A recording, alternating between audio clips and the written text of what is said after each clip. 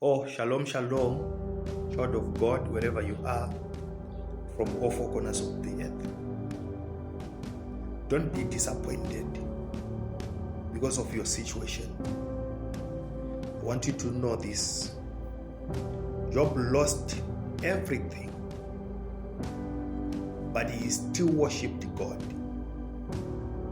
Because of that, God gave him back double what he lost. Wherever you are, I pray for you. May God gives you back double what you lost. In Jesus' name I pray. In Jesus' name I pray.